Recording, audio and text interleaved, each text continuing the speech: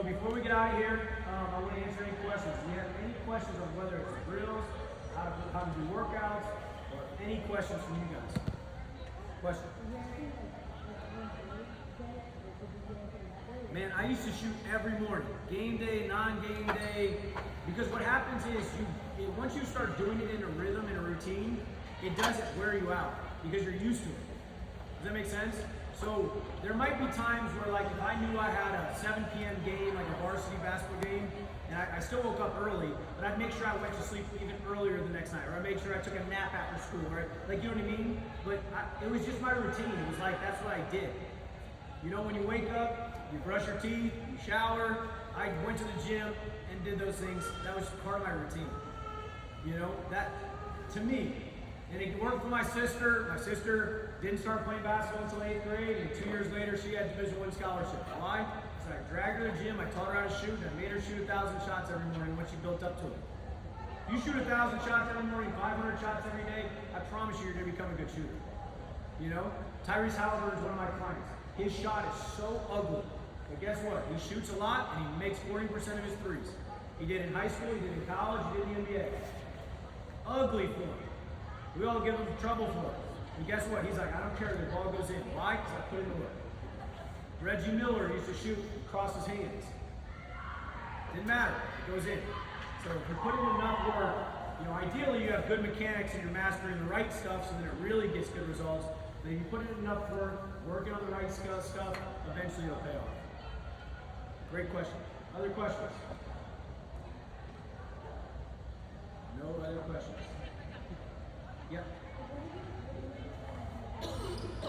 So before a game, it depends. Like most of the time when you guys have games, I'm guessing that you guys have like, what, 10 minutes to get ready? You know what I mean? Like the other games going on. So in that scenario, what I would do is I would just try to get yourself as confident as possible before the game. If you know you're going to get a bunch of contested finishes, then work on finishing the exact finishes you would do. If you know you're going to catch and shoot shots, have one of your teammates pass it to you. Because most of the time what people do is they lay up lines, and they're like this, and dribble, and they go around the back, finger roll. You're never going to do that in a game. You know what I mean? So what I would do is I would stretch out before I get on the court, so I'm loose, so that when I do get on the court, this is where you can be in layup lines. You can get the ball and do one of these, boom, take off, and you're, boom, like that. That looks way more realistic. You might do that in the game. So that's the biggest difference I would do is just get yourself confident. And confidence, to me, comes all through working enough that you trust the work you put in. You know? Like if I told me, like if I said, hey, you gotta tie your shoe, you'd be like, okay, you go down, you tie your shoe. I'd be like, wait, what's step one? You'd be like, what do you mean just tie the shoe? I do this every day. It's no different than shooting a basketball. When I shoot, I'm not thinking hand in the middle, spread my hand. It's just natural. Because I've done it so many times. When you tie your shoe, you don't think loop, swoop, and pull. You did it at one point, but then you did it enough that now you trust yourself. Same thing with the stop, same thing with the cross step, same thing with, you know, the keep high finishes. All those things become second nature once you do them enough. Great question. Other questions? Parents, anything? Nothing? Improving your footwork, to be honest with you, like today's clinic was majority footwork. I would start with the basics of right here, and you throw me your ball real quick. I mean, it could be as simple as this. Just time it up, and then you go this, back. And then you do like where I'm here, and I'm going side, forward. You just do it enough that like you get to the point where like you can do anything with your feet. But it's more so just doing those breakdown drills so that you get the repetitions that you need. Because I think that most of the time, the big mistake that players make, my NBA players, when they first start working with me, they hate me because they're so used to going everything full speed, and I like break them down and walk them through it. But it's more important that you do it right and you understand it, and then it like naturally happens. So I would just say slow it down, then get enough reps where it feels comfortable, and then you go back to doing it full speed. Great question. Any other questions for you guys? I got it.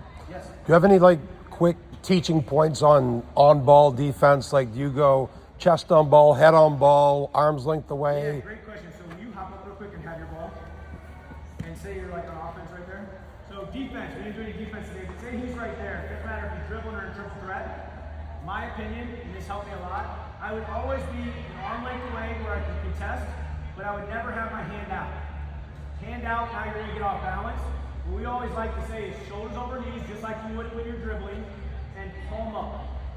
The palm up and palm out, this allows you to basically contest without fouling. And notice I can do this without, if I'm down here and I go like this, and now I stand up and I'm off balance. That's where hezzies and all that kind of stuff gets you. So I'm right here maintaining. If you go that way, I'm still maintaining here. If you say you're a triple threat and say you jab, if I fall for it, my hand can just go up immediately. But if you're down here and you jab and I go like this, now notice my hand's down and I can't get back to it. So one of the things like Kawhi Leonard's really good, palm up, palm out, and then just maintaining this space with good posture is the most important thing. And really there's no like I would never teach a slide because it's just too slow against a good athlete.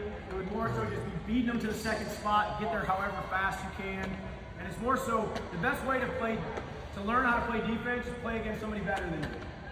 And learn how to stop them without fouling. But the big thing is you'll notice good defenders, they're not reaching and jumping, they're always staying in this position, whether it's here, whether it's here, they're always in that good on balance position. So shoulders forward, butt down, and then palms up and active and out, not down. You'll see sometimes guys do this, which if you're really good, you can maybe get one every once in a while, but if you're just solid, that's what we're really looking for at the start. Yeah. Best way to get better at making reads is one, watching film so you can learn what you should be reading, and then two, do a lot of decision-making drills. So like, I'll give you an example. If I'm right here, we're doing the drill that we did earlier where somebody's guarding me and I'm here, you would put a defender right there.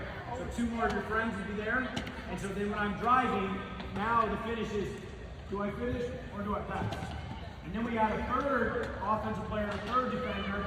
Now it's do I finish, do I bounce pass, or do I kick out pass? And so you just build up in a progressive way. That's the best way. A lot of times when you guys play 3-on-3, it's just basically one-on-one. You guys just take turns one-on-one instead of like really attacking and like working on those kind of breakdown reads and stuff like that. Great questions. Anything else from anybody?